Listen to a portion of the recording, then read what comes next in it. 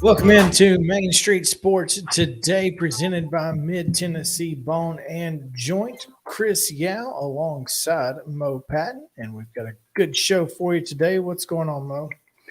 Oh, just getting excited about seeing a little wrestling here after we get done. The Region 6A dual tournament will take place at Spring Hill this evening with the Raiders, Page, Tullahoma, and Cascade, I think. So going to check out a little high school wrestling later tonight. And like you said, we got a good show coming up here in the next little bit. So looking forward to that as well.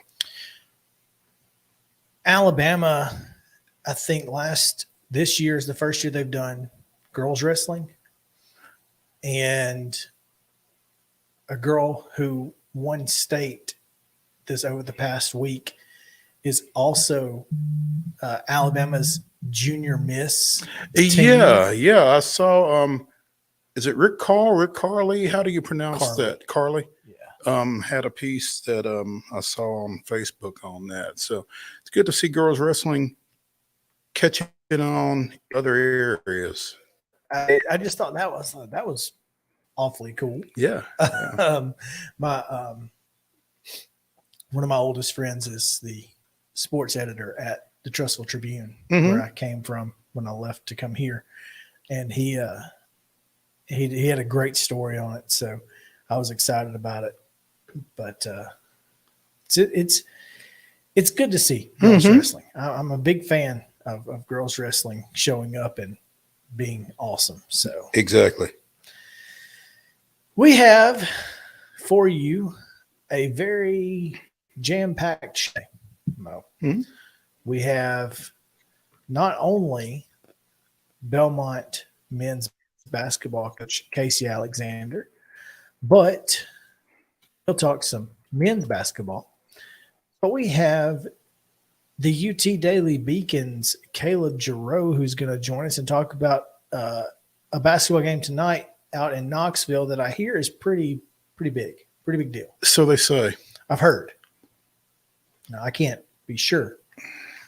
That's what I hear. We should be able to find out more from Caleb. We will, in fact. So Caleb's going to join us at 3 o'clock. We'll talk Tennessee, UConn. Game day is in town. And so I guess they're coming into town today and just kind of staying over. Stick around. Yep. It's smart. I mean, let's be honest. It worked out well with the timing. The schedule worked out really well. And both teams obviously being pretty darn good.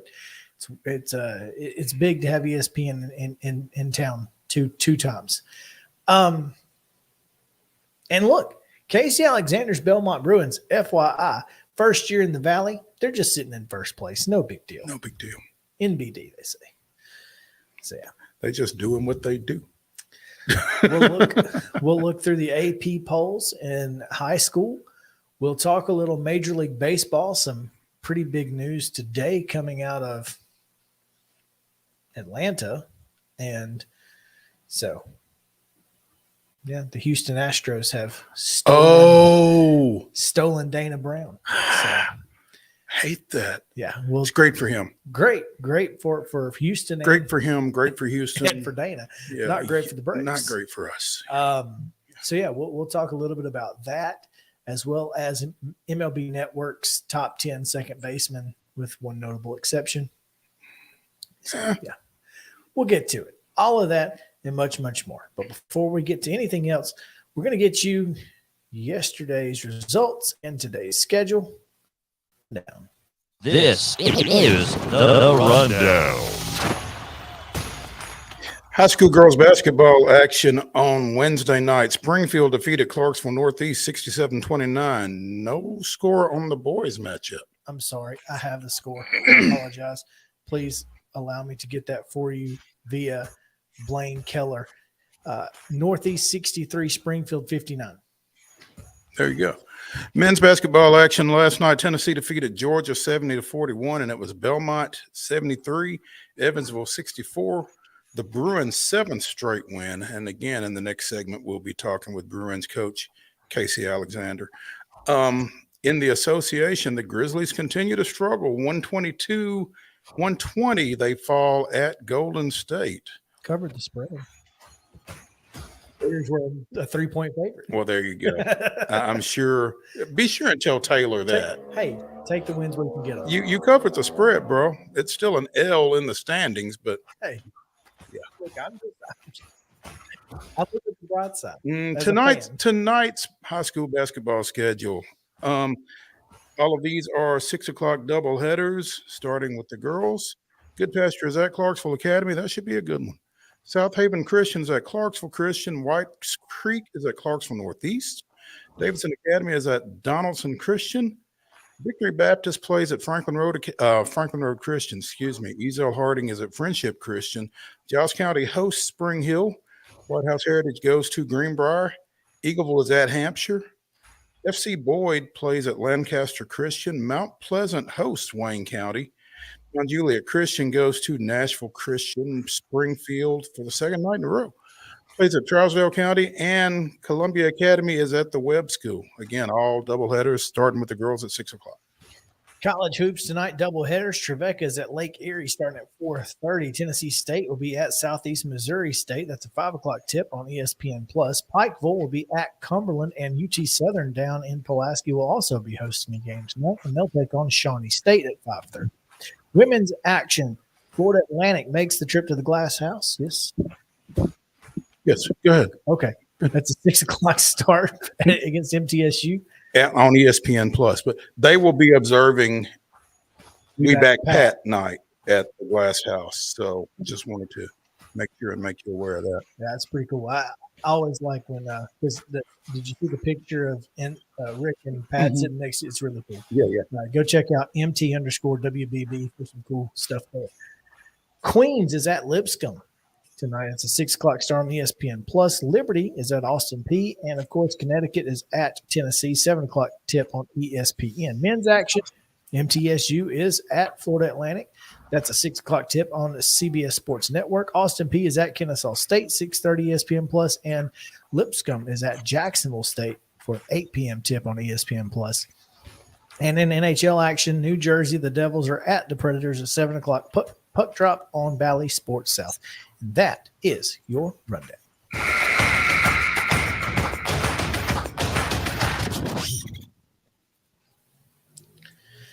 Yeah, tough night last night for the Grizzlies. And you know what? Outside of the trip to Sacramento, tough trip because I think they lost 3 of those 4 games by a grand total of 5 points.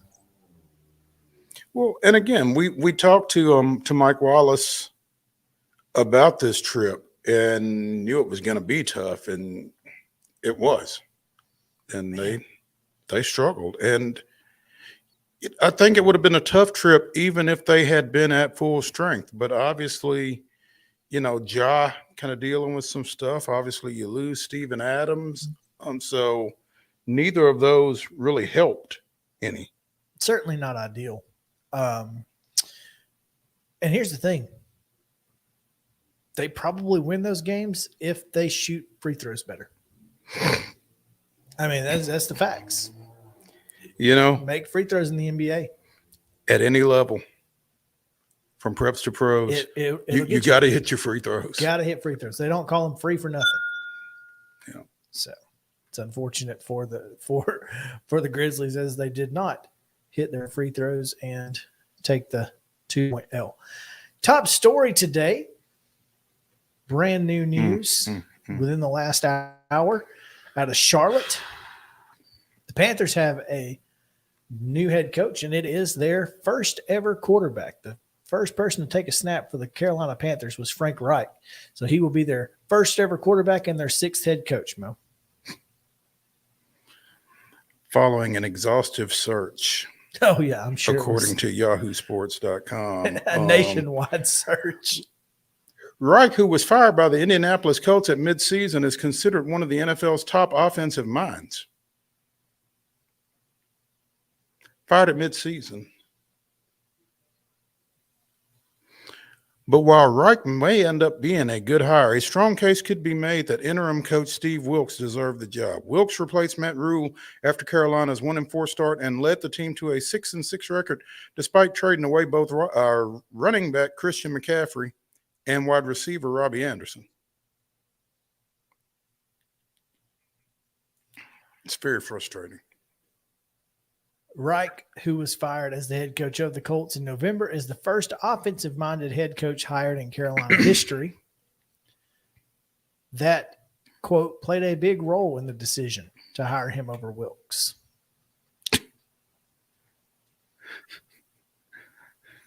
I don't know, man. Look, this entire system of the NFL and recycling coaches, and Josh McDaniel is the first name that comes to mind for me. He's not been good anywhere, and Some people don't have to be good, clearly, and some people it doesn't matter how good they are.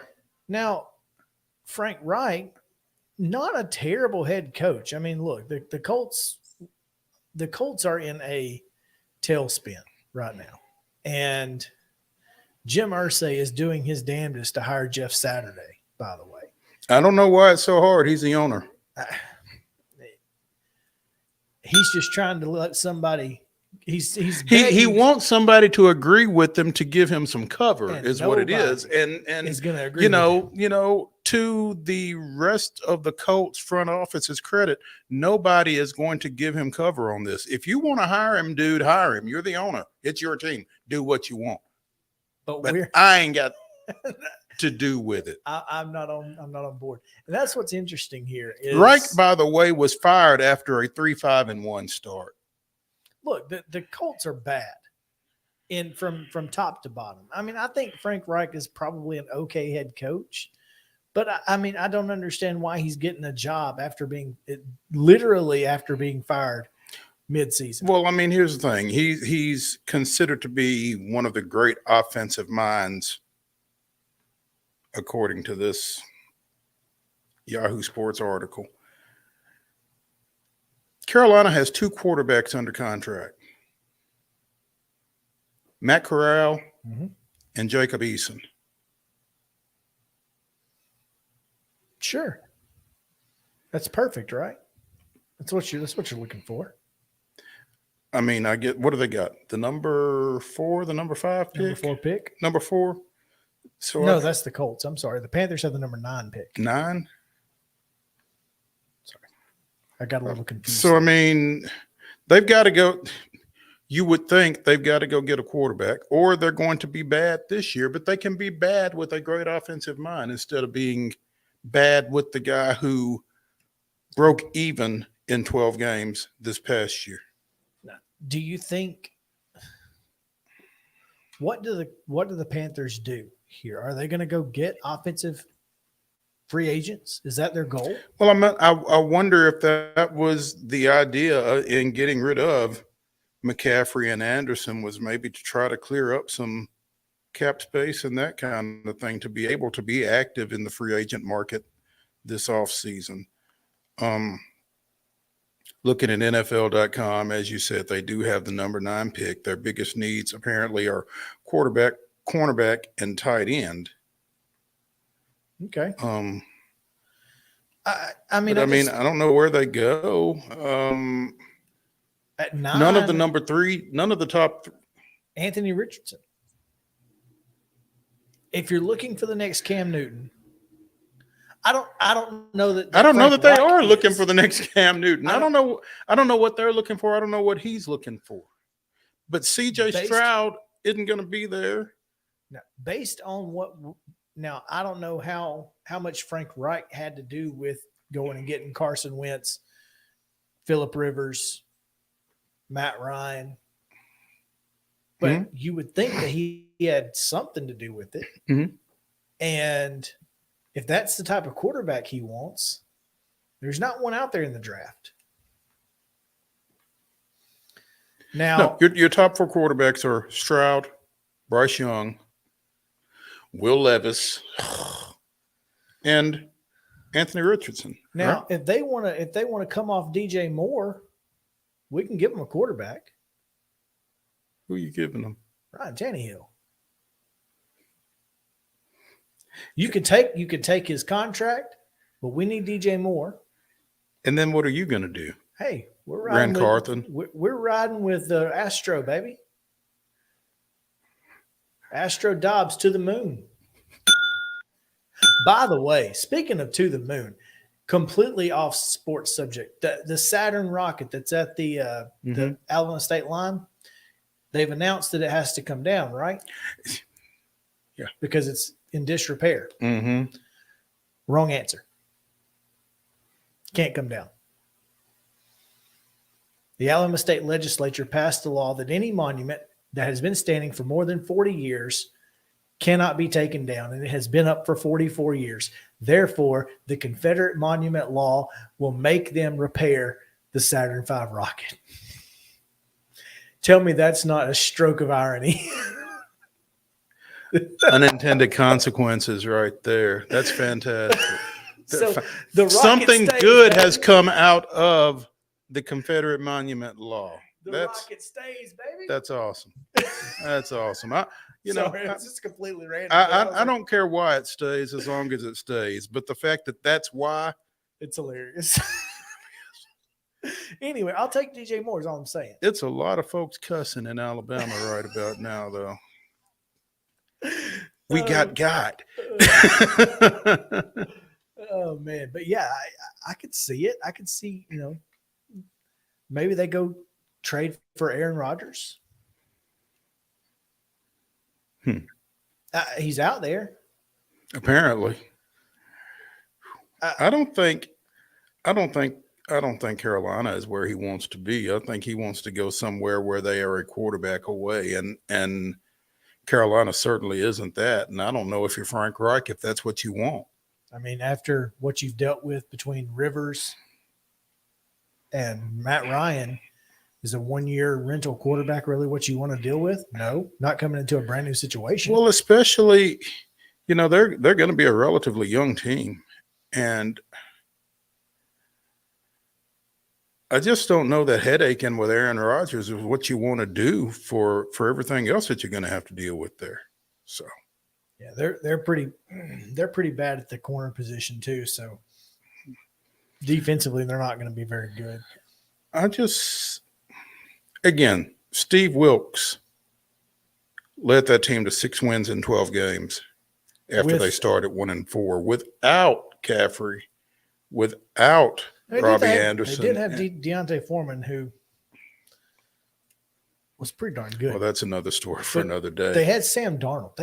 They won 6. He won 6 games with Sam Darnold at quarterback. Yeah. There's a comment there, Mo. I don't know if you see on this tweet. It says, "Give Wilkes a job," right here. Yeah, well, Too late. They didn't. Yeah, they said no to that. So, yeah. Interesting news. How many other openings do we have? We got Houston, Arizona, Denver, Houston, and is that it? Is that it? Indianapolis. Yeah. I guess. I guess that's it. I think that's the 4. Huh. I mean, I don't think there will be. I don't think you're going to see a black head coach hired this time around. I think you could say that pretty much any year and have a pretty good chance of being right. I mean, 5 teams, you would think at least one of them, but I don't know what Arizona's looking at and doing right now. I don't have a clue what Arizona's doing, by the way. Not a clue. Arizona, Denver, Houston, and Indianapolis. So who else did you mention? That's it. Okay. I'm just saying Arizona. I don't know what, Yeah. because I've not heard anything from Arizona. I've not Well, seen. supposedly, according to Pro Football Rumors, take Okay. that for what it's worth, Brian Flores is in the the favorite. mix. I've heard he's in the mix. Denver interviewed Jim Caldwell, but they also interviewed Raheem Morris and D'Amico Ryans and David Shaw. Let's take a break because we need to take this phone call as we're awaiting Casey Alexander with Belmont. So stick around. Main Street Sports Today returns after this.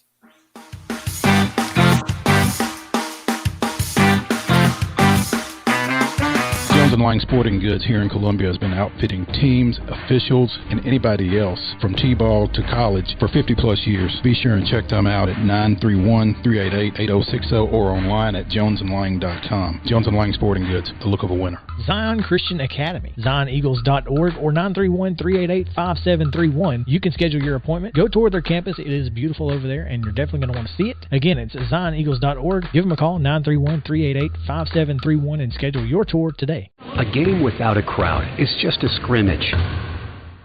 A performance without an audience is just a rehearsal. Without your presence, high school sports and the performing arts aren't possible. Ensure that these essential extracurricular activities continue to enrich the lives of students in Tennessee. Purchase a ticket to your local high school's game or performance. This message presented by the TSSAA. Mid-Tennessee Bone & Joint has been the official sports medicine provider for Maury County Schools for more than 40 years. We specialize in orthopedic service, and our Ortho Quick Walk-In Clinic lets you bypass the ER. Visit us online at www.mtbj. Walmart Supply Chain is hiring in Lebanon. Earn up to $22.25 an hour when you join our new fulfillment center. Enjoy competitive pay and premium perks, including 100% paid college tuition, 401k match, flexible schedules, a free Walmart Plus membership that includes discounts, and free Paramount Plus, paid time off, and so much more. Fulfilling work starts right here. Text JOIN to 240-240. That's JOIN 240-240 to apply now. You've been putting back a few, and a few becomes a few too many. For a moment, you think about calling for a ride. Nah, you live nearby. What's the worst that can happen? You get pulled over, your insurance goes up, you lose your license, you total your car, you kill someone.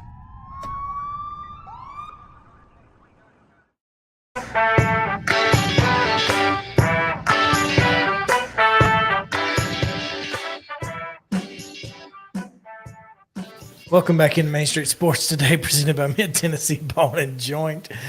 Chris Yow alongside Mo Patton as we get ready to talk to Belmont men's basketball coach Casey Alexander here in just a second, talking a little bit about his Bruins, who are on a roll, looking good in first-year play in the Valley. A lot of games locally tonight, as we mentioned earlier. Again, Middle's women will be at home in the We Back Pat game. They'll wear special shooting shirts commemorating her. Also, Lipscomb is at home. Austin Peay's at home. Tennessee's at home. That's all women's. On the men's side, they're all on the road, but you can watch them. And, of course, if you would like to, you can go over to Lebanon and check out Cumberland. You can go down to Pulaski. You can check out UT Southern. They've got double headers tonight, so get two for the price of one. Plenty of great college basketball happening in the mid-state right now, Mo. Yeah, absolutely. And, it's nothing different, really. I mean, it's kind of been like that. And even it's did you mention Trevecca? Are they playing at home? Trevecca is on the road at Lake Erie. Okay. We need to get with Karen Booker here pretty soon, because the Lady Trojans are doing some pretty good stuff here of late, and been on a little bit of a roll. So need to check in with her. No question. And again, really good basketball played in the mid-state, has been for a while. And one of the reasons is because of how good Belmont has been over the years. Let's be honest. I mean, Belmont for mid-major basketball in the mid-state. And then a couple years ago, it was Lipscomb, thanks to this guy. And now he's over coaching at the Curb. That's Casey Alexander, who joins us now. Coach, welcome in. What's up, guys? How are you? Doing well, Casey. Appreciate you catching up with us. Man, the move from the Ohio Valley to the Missouri Valley was supposed to be a challenge. you guys have run off 7 straight now in league play, I believe, and coming off of the 73-64 win last night up at Evansville. What's going on at the curb and away from the curb? Well, first of all, it has been a challenge. None of it's been easy. We've just found ways to win some games. We've won a lot of close games, and we knew it was going to take a while for this team to come together, if it came together at all. And thankfully it has. But, we've played some pretty good ball these last few weeks. The Valley has been fun, but I assure you it's been a great challenge. We talked about this, I think, late last year as you were anticipating this move, getting your program, getting your fans acclimated to some of these teams and some of these programs that you're going to be seeing. A lot of really storied programs. You went over to Peoria over the weekend and won at Bradley. That's a program at the mid-major level that, catches a lot of attention. Northern Iowa came in here not long ago, beat those guys, like you said, in another close one, 76-72. But going from, that known quantity of the Ohio Valley Conference to, besides Murray, a bunch of programs that you don't have a familiarity with, what has that changed for you guys now that you're in it? Yeah, obviously everything's brand new. As a staff, it doesn't feel like a completely different experience. I mean, we pay attention to teams all across the country. We've got a pretty good idea who's good and why and how they play and things like that. So even as new as it's been, there's some familiarity there. But for our fans and general public, these are new names, people that don't follow basketball, year round, that maybe they wait till football's over, or, we got a lot of teams in our league that are not from this region. So, I can see why people would ask, like, hey, why was the Bradley win a good win? They don't know that they just had a 17-game home winning streak and a margin of victory at home by 28 points per game this season, but they do now if they follow Belmont. So it's been entirely, it's been a good process. We're still learning. There's still a whole lot to learn, but anybody who's been to the Curb Event Center to see our conference games recognizes that we've got a real high caliber team coming in here, and it should make the overall experience much better for everybody. Coach, with all of the players that you had to replace from last year, all of the minutes that you had to replace going into what is a tougher conference, did you expect to have this much success this early? No, heavens, I no. didn't think so. I was scared to death. And the way that we played early in the season, I had a right to be scared to death. It took us a while. We were 1-3 to start the season, and not a very good team at all. And but some of that, I mean, we were starting over, and that's an unusual territory for this program. We lose 7 out of our top 8 guys. I told a lot of people we literally started at 0, and I think now we're climbing on up there in the 7 or 8 range maybe, but we had a long way to go. It's been great to see it come together. I honestly didn't know if it would or when it would, but it's been good these last few weeks. Casey Alexander, the men's basketball coach at Belmont University, joining us here on Main Street Sports Today, presented by Mid-Tennessee Bone and Joint. Casey, you say you guys started, well, not you say, you guys started the season 1-3. You currently sit at 16-6. Now, my Franklin High School math tells me that you have gone 15-3 since that start. What do you attribute that to? Yeah, well, first of all, congratulations on your Franklin High School. Well, thank you. Not all of us were so lucky as to go to Brentwood Academy. So, some of us I don't know if that was, if you were looking for a compliment there when you brought up Franklin High School or not, but I noticed, and you deserve it. So I'm proud of it. You know what? Yeah. A lot of it, honestly, is just the experience of being together. I think we knew that we had the right kind of guys, and we had a good mix. That if all the puzzle pieces did start to fit, that we would have something of quality. But you're dealing with the difference for our team, the part that's unusual, we lost those 7 guys, but we only brought in 2 transfers. So it's not like we just replaced our roster with a bunch of guys that are used to playing at this level. We've got a lot of guys who are doing it for the first time. And so because of that, it just takes time. But we were unhealthy for the first 10 or so games of the year. We finally got some guys back, and and then I think the rest of it, the reason it's gotten better is just, other than the obvious of playing better on both ends of the floor, I just think the chemistry, the camaraderie, the culture, all those things that coaches like to talk about is a real thing, has made the difference. Casey Alexander joining us here on Coach's Corner, as we do every Thursday in this segment, presented by From the Heart Cafe over in Chapel Hill. And if you've not had a chance to go over there and get you something to eat, you should. Renee Hart and her folks doing a great job over there from breakfast on. So be sure and check out From the Heart Cafe over in Chapel Hill, sponsors of Coach's Corner. And Casey, I'm glad that you mentioned y'all's involvement, or lack of, relatively, in the transfer portal, because clearly that's, as we were saying earlier in the week, you have to be active there to some point, or you're almost doing your program a disservice if you're not. But the fact that you're having this kind of success with only 2 guys that have come to you that way, I mean,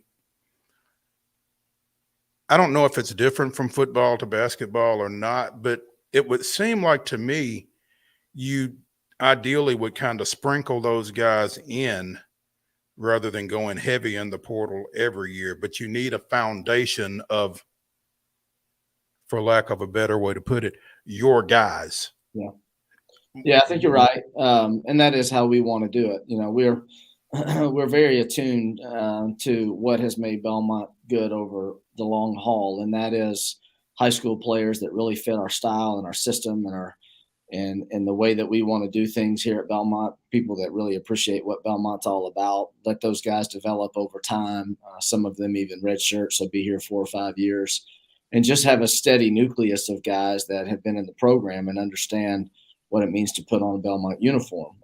Those days are getting harder to come by. We're not immune to what's going on around us. We're definitely going to lose more players along the way than we're used to.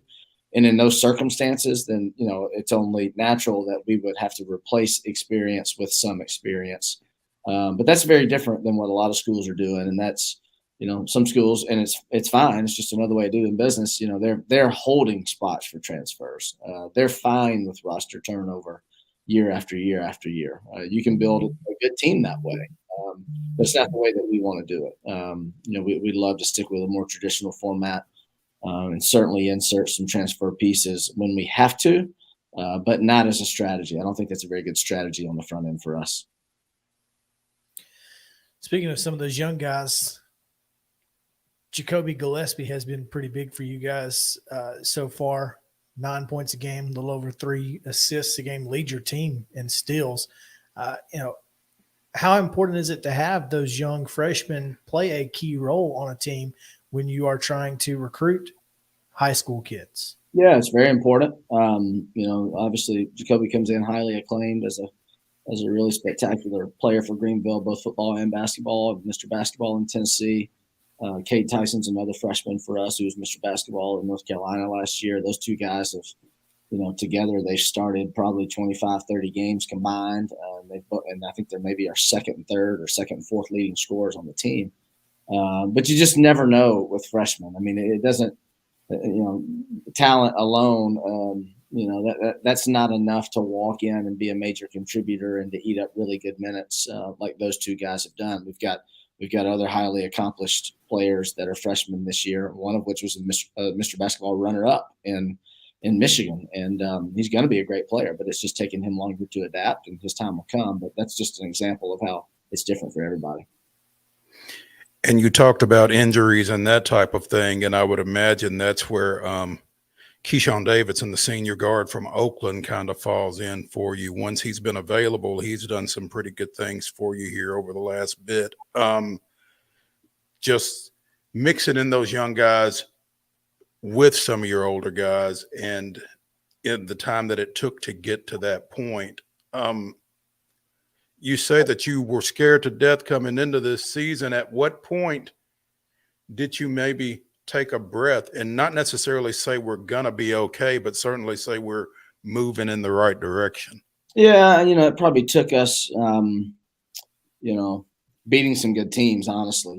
At that time when we were 1-3, we played George Mason down in the Virgin Islands over Thanksgiving. And, George Mason's is a good A-10 team, and our backs are against the wall, and we found a way to beat them when we didn't even play particularly that well. So that was a nice little stepping stone.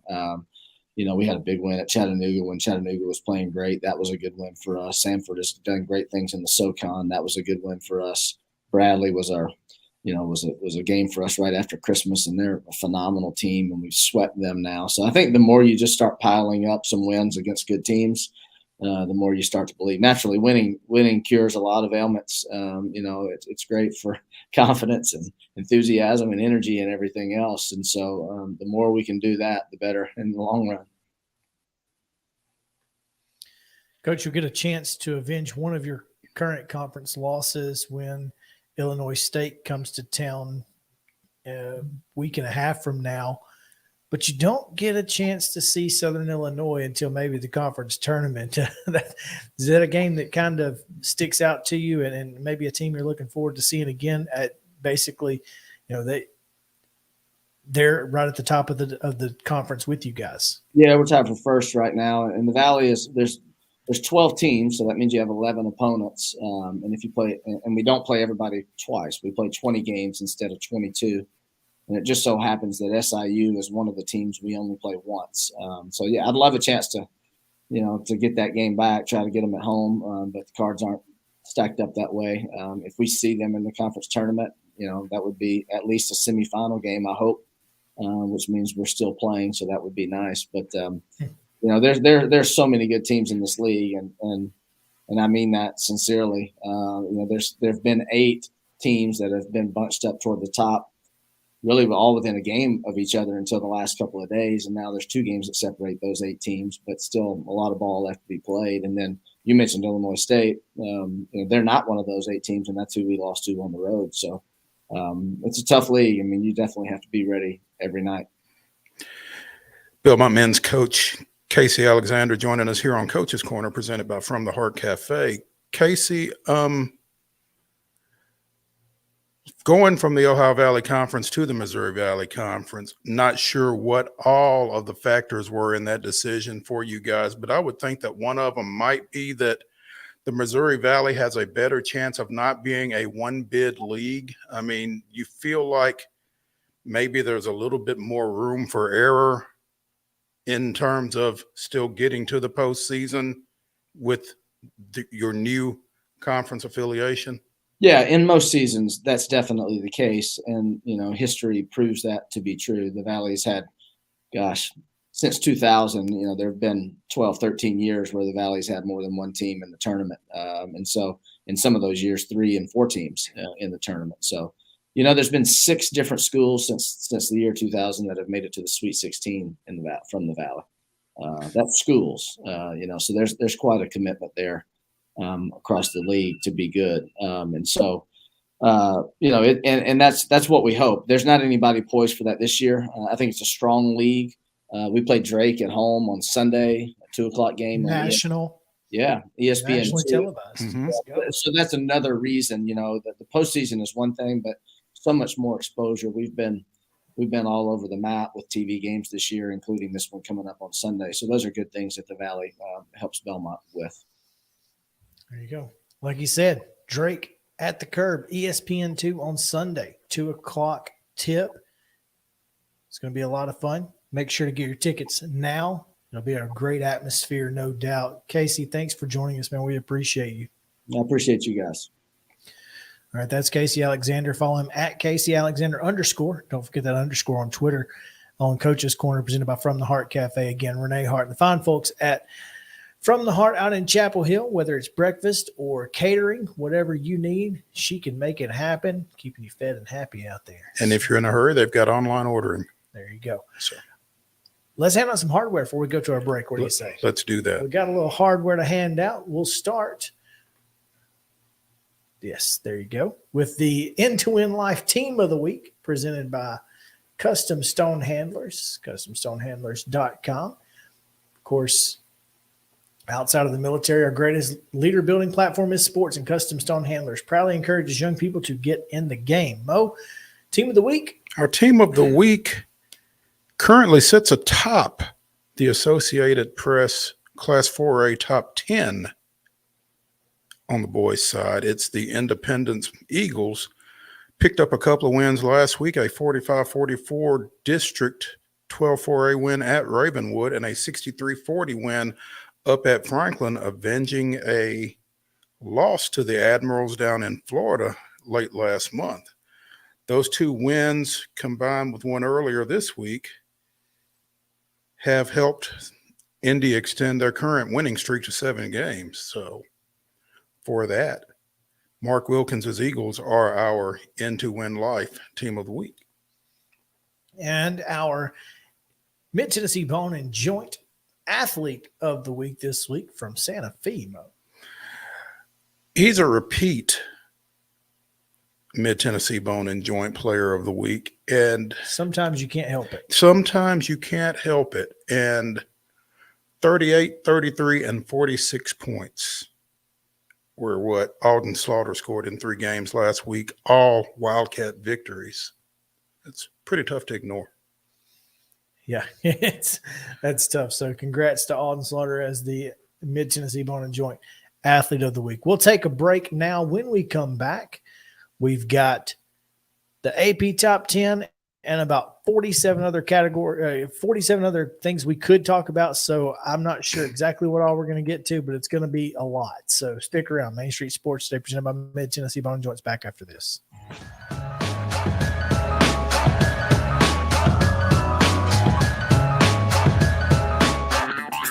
This is Chris Yow with Main Street Sports Today. Every show, Mo Patton and I welcome friends from all across the sports landscape, from high school coaches and reporters to national, college, and pro sports personalities. You never know who might stop by for a chat. AP Tennessee Sports Editor, 3-time Tennessee Sports Writer of the Year 2020 TSWA Hall of Famer. She covers the Titans, the Predators, the Grizzlies, college football, and hoops. Please make welcome Teresa Walker. Former University of Tennessee, former Team USA Olympian, ex-Cy Young Award winner, R.A. Dickey. R.A., did I miss anything? Man, that was sweet.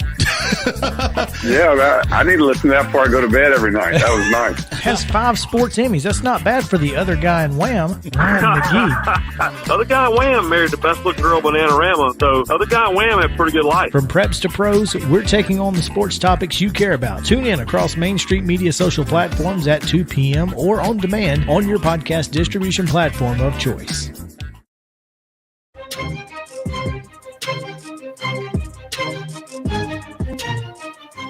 Welcome back in. Main Street Sports Today, presented by Mid-Tennessee Bone and Joint. Still to come, Caleb Giroux of the UT Daily Beacon and UT Beacon Sports on Twitter ahead of tonight's UConn Tennessee women's basketball contest. He'll join us here in just a few moments. Before we get to that, though, we talk a little bit about the AP boys basketball polls here in Tennessee. As mentioned just moments ago, Independence sits atop Class 4A, overtaking Bartlett despite Bartlett's 10 first-place votes.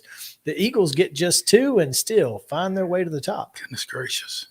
It's consistency, I guess. Somebody forgot to put Bartlett on their bracket or on their top 10 or something. You would think. I don't.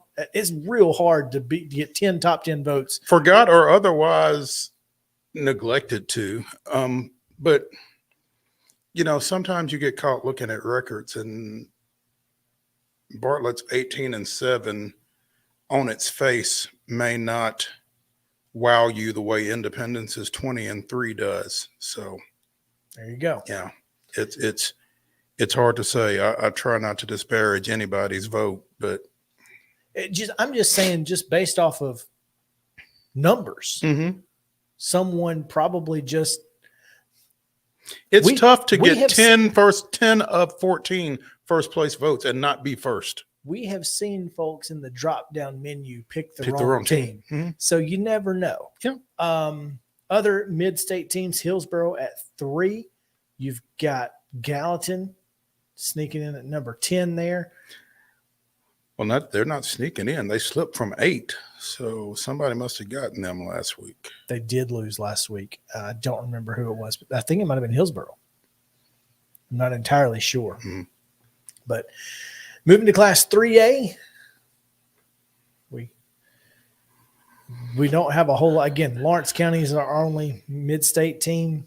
Livingston and Stone are up there on the plateau. They're kind of they're fringe, like you said. Yeah, they're fringe. But Lawrence County down in Lawrence County, just south of us, is, and they're in middle, but might as well be in Alabama.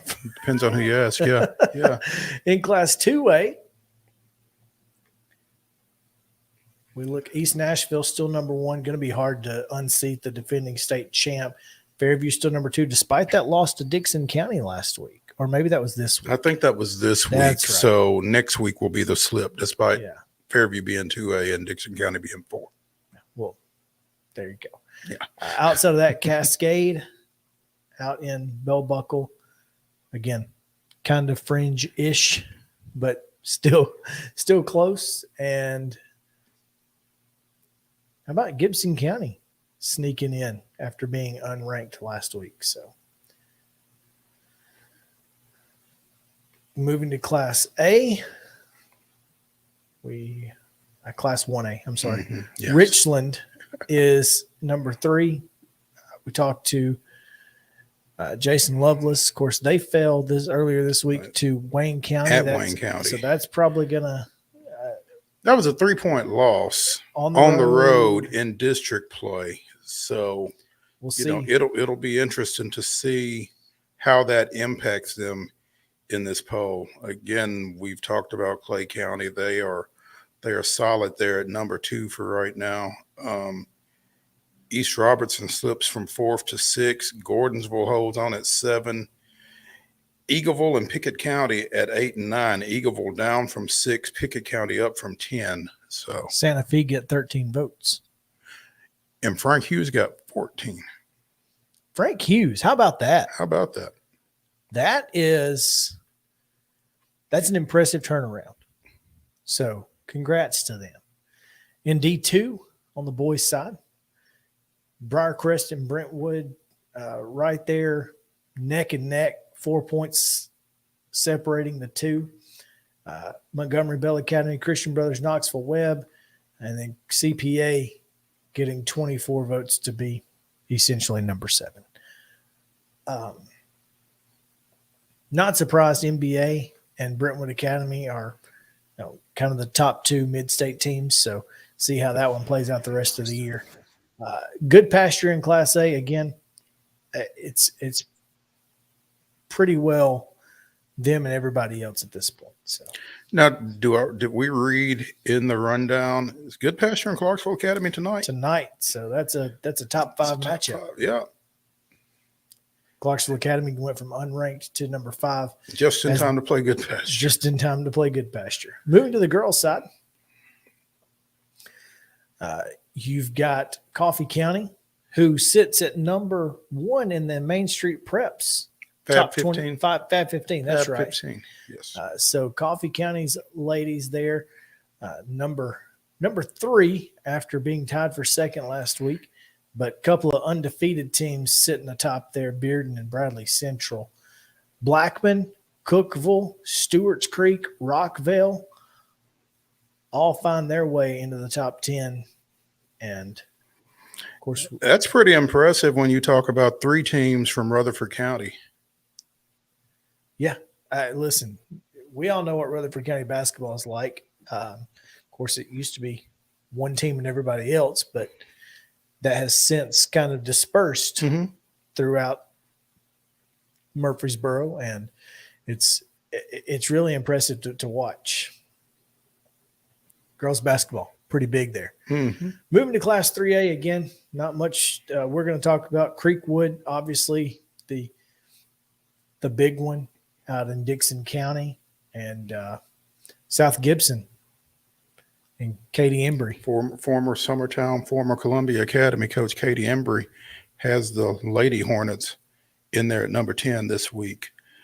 How about Chad Tips's Lincoln County Lady Falcons getting in there or getting votes? Yeah, right there on the fringe. I couldn't get the vote. I couldn't get the votes in without getting the ad in when I screenshot this, so I had to just leave them out. But that's okay. I'm looking at it elsewhere. There you go. Lincoln County receiving votes. That's solid. Moving to 2A, Westview still undefeated, still looking good. Alcoa, watch out. Gatlinburg Pittman, watch out. Summertown at number 7. It's hard for me to look at it because this Summertown team doesn't seem as dominant as the last couple ones. You want to know why? Sure. Because they don't have Katie Burdett sitting right there in the middle of everything. Yeah, it's hard. It's a little different. Different when you don't have 6'1", 6'2" to grab it and go. Yeah, I'm gonna get a look at the Lady Eagles tomorrow night at their place. Loretto comes north for that battle, so should be fun. Also, Justin, don't let him fool you. He's only going because he wants to eat. We'll talk about that also. Cheatham County and Community, one of Chris's favorite teams. The Lady Cubs coming in at number 9 this week, slipped a spot, and Community at 10, down a spot as well, or down half a spot. It's all about the U at Community. How about that? Yeah, for the longest, it's Community High School. It's in Unionville.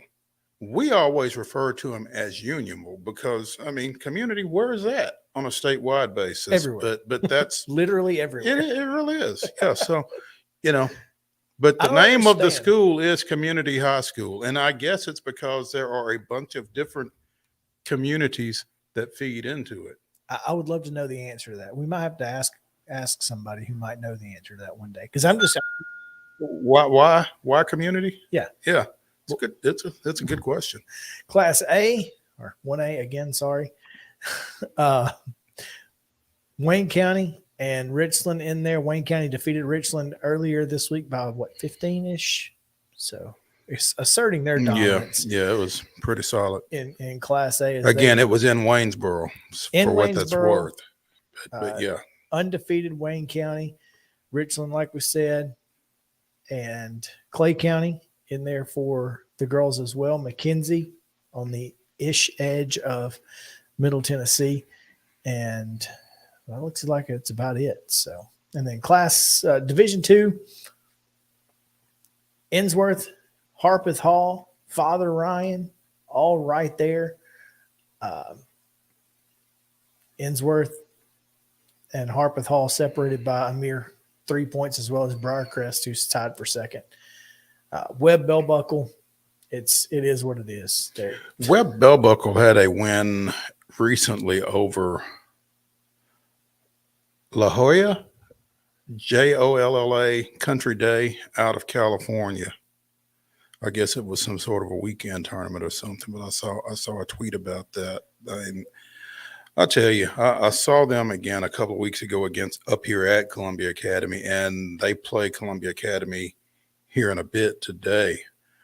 That team is special, y'all. Regardless of classification, you're just not going to find a whole lot of schools that have 6 Division I signees on one team. Yeah, they beat Country Day out of La Jolla, California, 61-41 at the ESPN Girls Basketball Invitational at Sidwell Friends School in Washington, D.C. That was last Friday. And then they turned around and beat Sidwell Friends. No, they lost to Sidwell Friends, 52-50. So that's how they got to 18-4. Bounced back with a 75-24 win Tuesday over at Providence That's Christian. A bounce back. That's quite a bounce back. But yeah, they are special. If you get a chance to see Webb's, you really girls, should. You need to. Yeah, if you enjoy girls basketball, you should go see this bunch. All right, that's going to do it for the top or AP polls. Justin, let's show the video. because what in the world was going on when this Uber Eats delivery kid, apparently doing a TikTok challenge or something, because he's wearing a microphone, if you see the picture of him, walks onto the playing court during a live ball, allegedly to deliver some McDonald's, and play had to be stopped. This was the nuttiest thing I've ever seen. Have you ever seen anything like this? I mean, the kid walked onto the court with food. I don't understand how it happens. How does a Uber Eats delivery guy get into the arena? I mean, do you just delivery? It's hard to get into these days. It doesn't make a whole lot of sense. It really doesn't. No. I don't know if I sent you another angle of that video, but there's some there's something goofy. Here it is. This is where you're going to see him. He's literally standing on the court. I mean, that is nuts to me. Nuts. I mean, what exactly do you do in this situation? They obviously stopped the game and whatnot, and he ended up not getting thrown out, apparently. Well, I mean, he delivered his food, and I guess he was going to leave anyway. Do you really need to? Did you really need to throw him out? Yeah, that was wild. I've never seen anything like that. Thing is, that's one of the problems with social media clout. If it was for social media and he did post this as a social media prank, I think there needs to be some sort of recourse. I don't know if it's trespassing allegation, or if he just needs to, if there's a fine of some sort that he should have to pay, if that's what it was for. It kind of worked, though, if that's what it's for. I didn't realize you were such a spoil sport. Well, no, I'm just saying that's an issue. That's a safety issue. Because if there's no recourse for it, what's to stop somebody else from doing something different? Mm-hmm. This is kind of like streaking almost. Right? Yeah. So whatever the recourse is for that. But here's the thing. He didn't jump over any barriers. They literally let him walk in.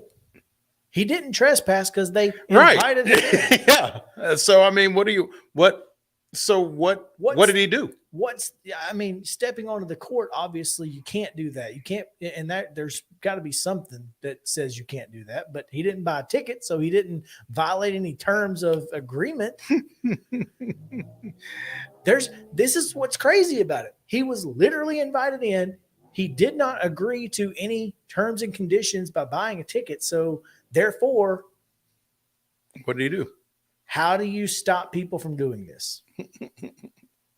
But there's got to be something. I don't know. I mean, if he's a student of the school, there will be something. Oh yeah. If he's not a student and he's just some random kid, I don't know what you can do.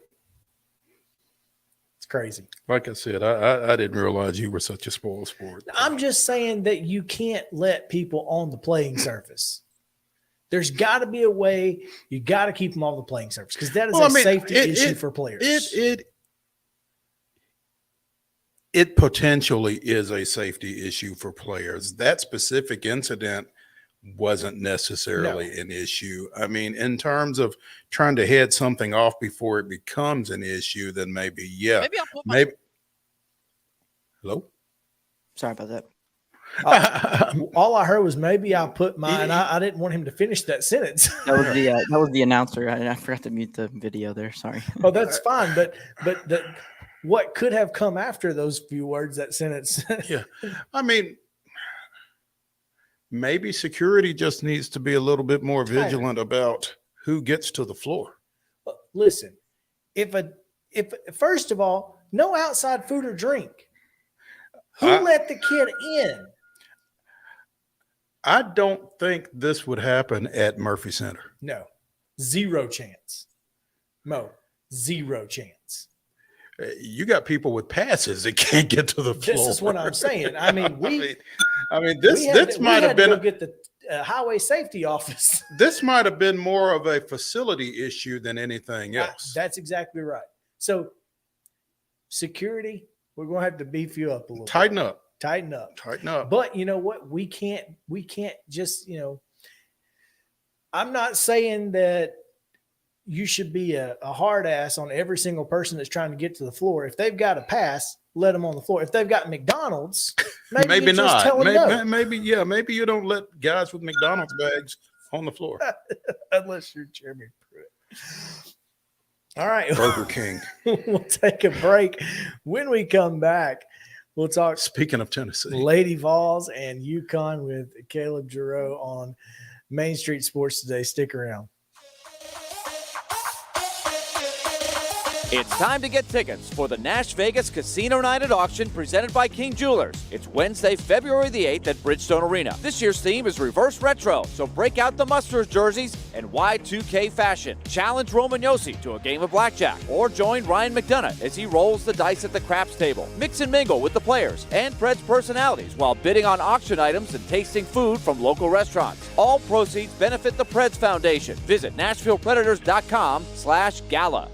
Jones & Lang Sporting Goods here in Columbia has been outfitting teams, officials, and anybody else from T-ball to college for 50-plus years. Be sure and check them out at 931-388-8060 or online at jonesandlang.com. Jones & Lang Sporting Goods, the look of a winner. Zion Christian Academy, zioneagles.org or 931-388-5731. You can schedule your appointment. Go tour their campus. It is beautiful over there, and you're definitely going to want to see it. Again, it's zioneagles.org. Give them a call, 931-388-5731, and schedule your tour today.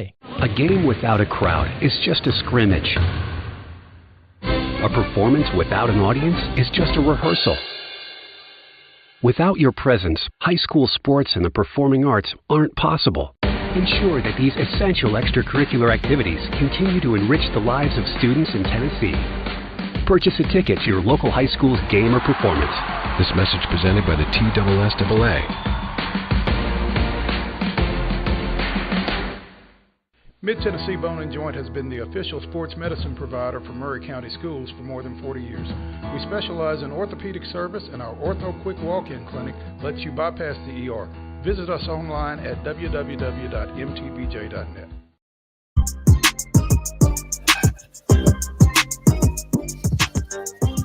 Welcome back in. Main Street Sports Today is presented by Mid-Tennessee Bone & Joint. Chris, Yow, Mo Patton, donning the Script A mulletless. Script A. No mullet. No mullet, go Braves. No mullet. Not Roll Tide. No. As happens to me typically every time I wear this cap. Yeah, well, hopefully not today. Definitely not on this show. We're talking a little women's hoops next here on the show as we have UT Daily Beacon, Caleb Giroux joining us here. Caleb, what's up, man? Nothing much. How are y'all doing? We're doing well, man. It's kind of the calm before the storm for you, I guess, as you get ready for this tip-off at 7 Eastern, 6 Central with Gino Auriemma and the Huskies of UConn coming into Thompson Bowling Arena tonight. Unranked Tennessee hosting the Huskies, and that one's kind of bothering me, but it is what it is. This is big for a number of reasons, I guess. It's kind of an opportunity for UT on a national stage to show some folks maybe they should be ranked, I guess. Yeah, and it's going to be their opportunity to get their first ranked win. They have 6 losses this season, and they all came against ranked opponents before SEC play. So Kelly Harper put together a gauntlet of a schedule for this team, and she really took the mantra from the Pat Summitt era that was, we're going to play the best competition wherever they want to play. So they traveled to Ohio State for their opener, and they suffered a loss there. They traveled to Stanford this season. And so tonight is really their first opportunity since the rough stretch before SEC play to get a ranked win and really show that they have improved from pre-SEC play. Yeah, ain't no in-conference play, and you feel like being undefeated in the Southeastern Conference would hold some weight. Is this team that much more improved with an opportunity to win tonight, or is it just a matter of the schedule got easier? I think it's a mix of both, really. They're starting to click at the right time. So despite losing, your 6'6" center who held down the defense, Tamari Key, and you also lose forward Marta Suarez, who Tamari Key's out for the year, and then Marta Suarez, we're not sure if she'll come back later in the season or not. So despite losing two of your big contributors, this team has started to click, and they're starting to flow more on the court. So before SEC play, they got out-rebounded every game, and there were defensive miscommunications. And now they're consistently out-rebounding their opponents, and particularly on the offensive boards, which is something that Kelly Harper has preached. So despite losing size, they've improved on the boards, and they're getting a lot more second chance points, which is keeping them more competitive in these games. Now, Caleb, this UConn team, despite being 17-2, they've struggled with their own health issues, I guess. They were unable to play against DePaul last week, I think it was, because they didn't have enough scholarship athletes available to play. Where are they from a health standpoint coming into this matchup tonight? Really, it seems that I guess you want to say they're healthiest, and they're still missing. Obviously, Paige has been out since the summer. She tore her ACL, and they're still without their leading scorer, OZZIE Fudd, who had 18 points a game. She re-injured her knee when she returned, so she's not going to play tonight. She hasn't been able to walk on her knee, I think Gino said, for a week or two. But talking to UConn's head coach, Ariyama, yesterday, he said that he's treated this year like an NBA season. He doesn't care who they're playing or when. He just shows up, and whoever's there on his roster that's healthy and wants to play, he puts them on the court, and they can see what happens. And really, it's a testament to their depth, because despite not being able to play against DePaul, they've dealt with these injuries, and still they're blowing out opponents, dropping more than 100 points multiple times throughout this year. So it really is a testament to them. Now, that's one of the things about this UConn team. They really are next woman up. And that's the way that, Gino's built this program. The fact is that UConn is still one of the preeminent programs in the country. Now, obviously, South Carolina has taken over the more dominant role. Stanford's been up there. Baylor, there's a lot of teams that have kind of elevated over the last decade or so, but this is still a program that when UConn comes calling, no matter where you are in the country, you're listening as a women's basketball player. Where does that leave Tennessee? Do they really feel like under Kelly Harper, does Kelly Harper feel like she can bring Tennessee back to that level? Tennessee just picked up a big commitment in the class of, I think it was 2025, and then another commitment in the class of 2027. So down the road, Kelly Harper is getting talent. But I remember during that stretch where, you'd play a out-of-conference team like UT Chattanooga that isn't very good that you'd beat, and then you'd welcome Virginia Tech to Thompson Bowling Arena and get beat yourself. There were talks that maybe Kelly Harper isn't the right fit for this program. Maybe she isn't the coach that needs to lead this program.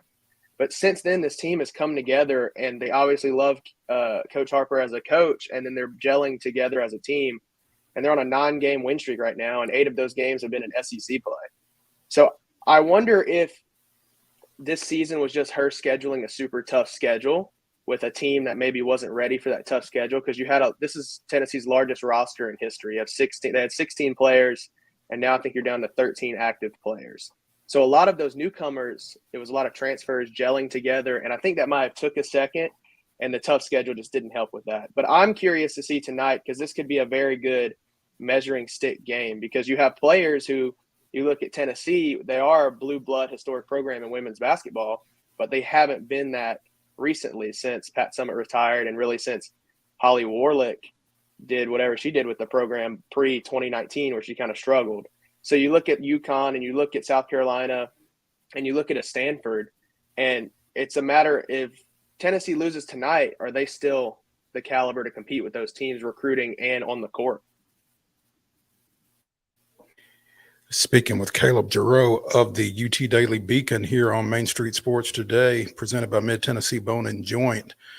unranked Tennessee taking on number 5 UConn tonight at the Thompson Bowling Arena. And Caleb, as you talked about, the tough pre-conference schedule that the Lady Vols played, the in-conference schedule is getting ready to swing for UT, because after this UConn game tonight, they go to Baton Rouge Monday to take on unbeaten and 4th ranked LSU.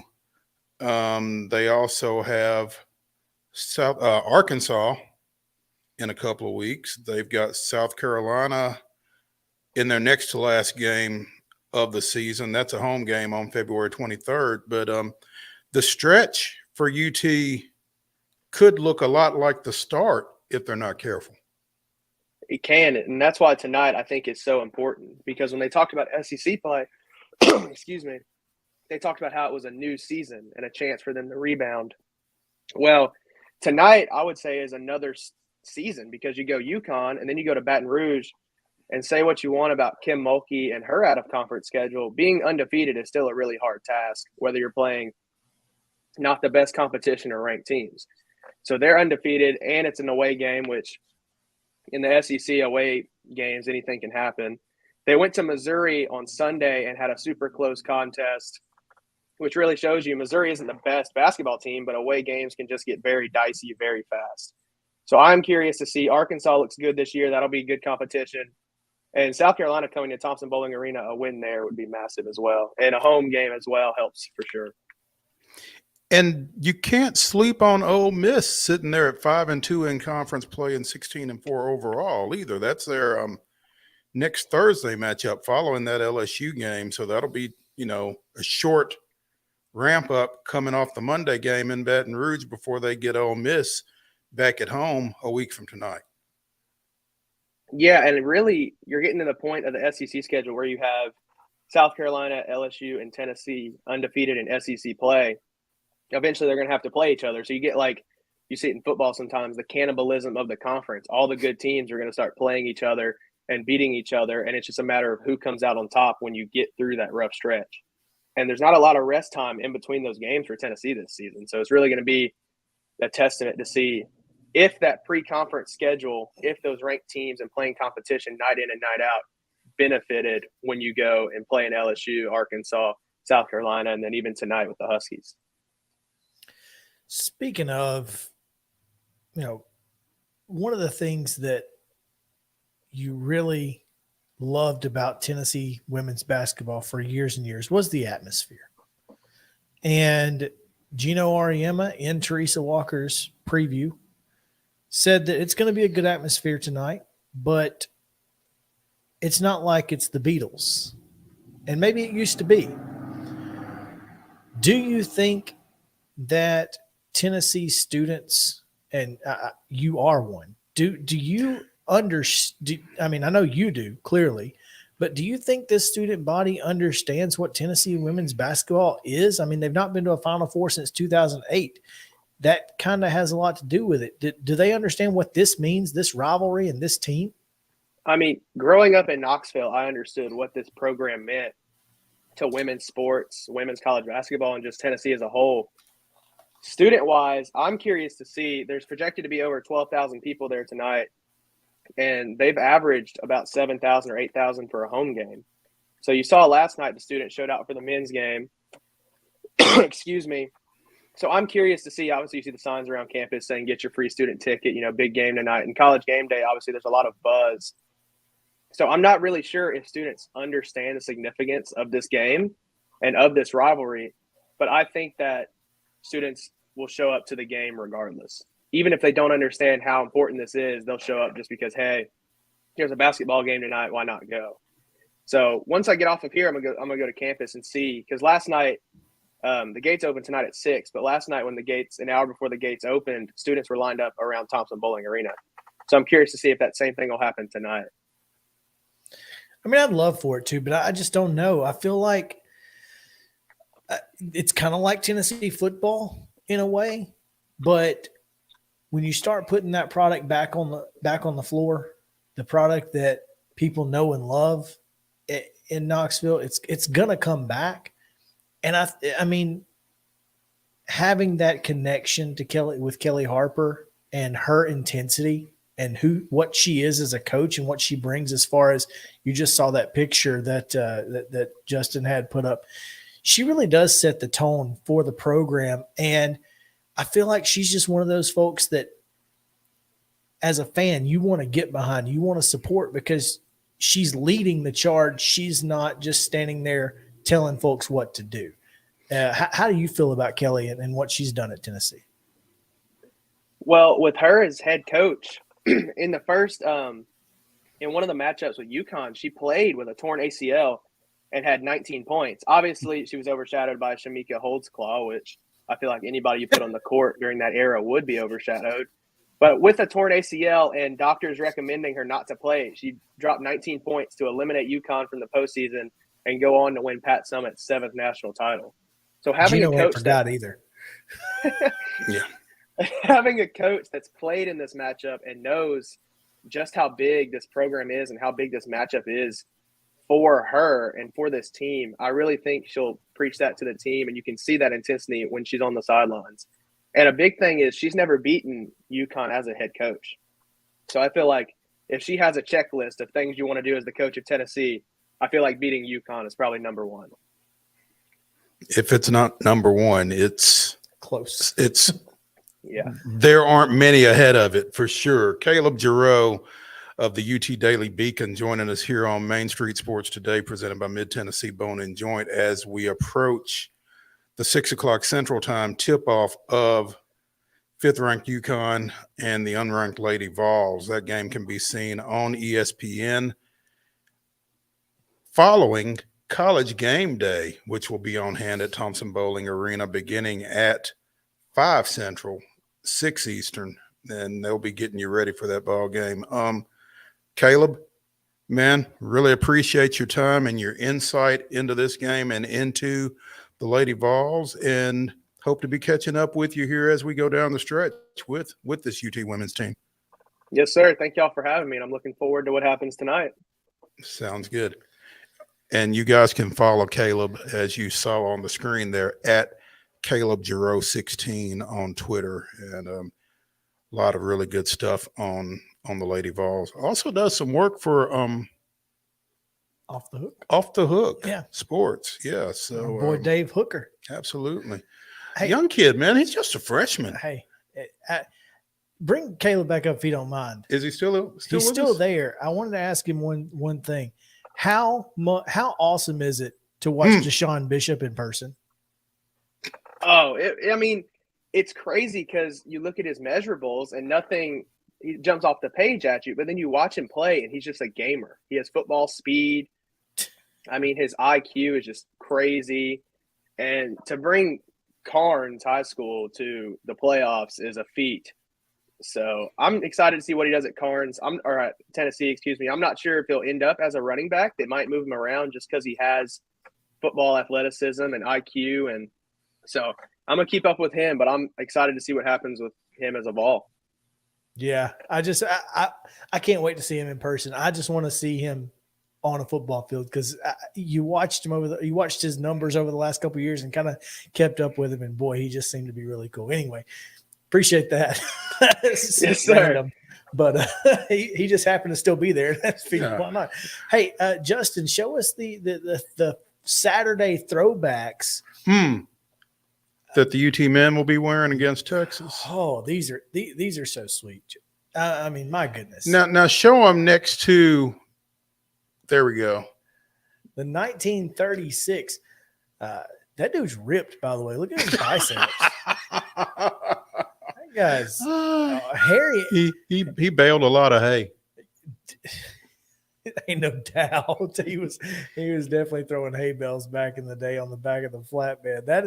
Those are some sweet uniforms, though. I mean, I don't think the 36 uniforms had the TriStar State on them, though. No. So Wes Rucker tweeted, he said that, Rick Barnes does not like alternate uniforms. And so he tweeted a hypothetical conversation between the athletics department and Rick Barnes about these uniforms. He said, "What have I told you about alternate uniforms? Coach, they look really old." I'm listening.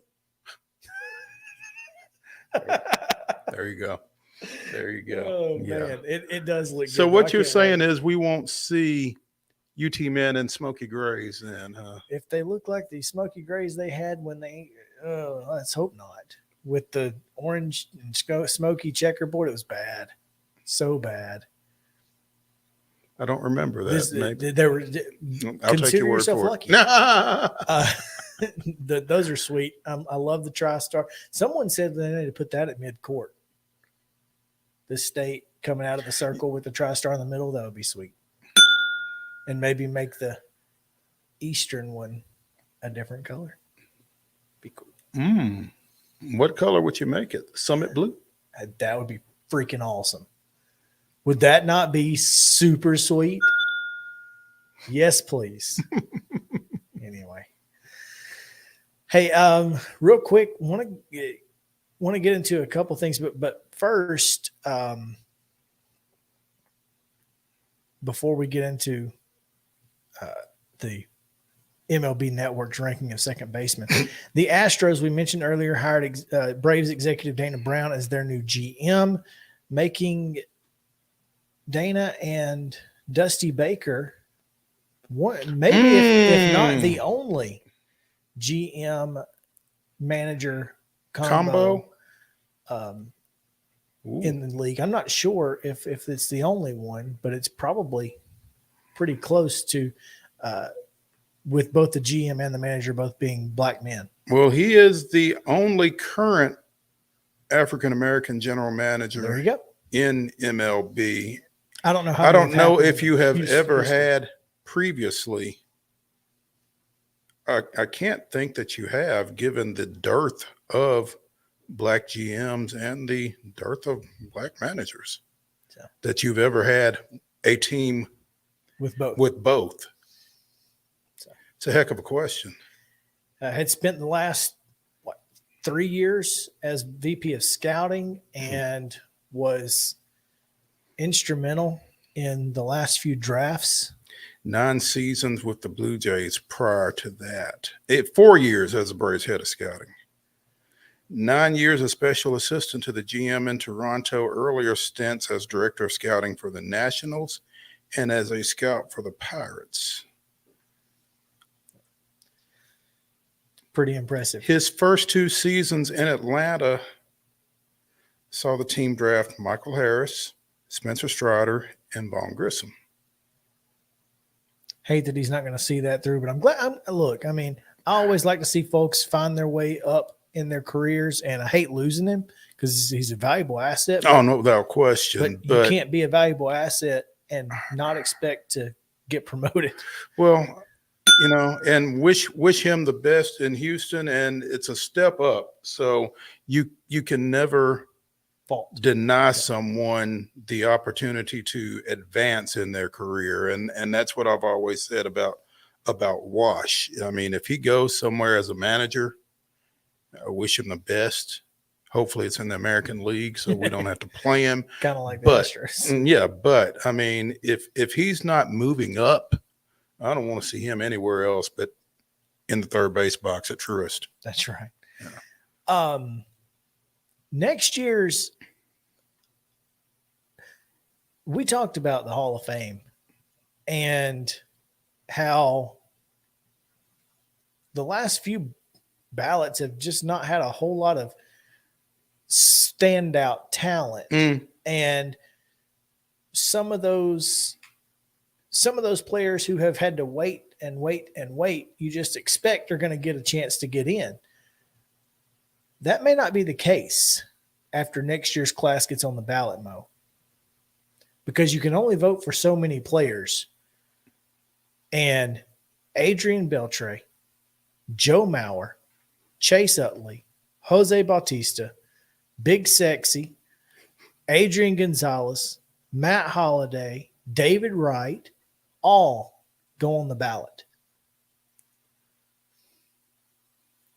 That's a lot of really, really tough competition for folks who have already been on the ballot for a long time. Mm-hmm. I mean, it would be hard. I think, I mean, there are 4 or 5 names on there that I would have to mark.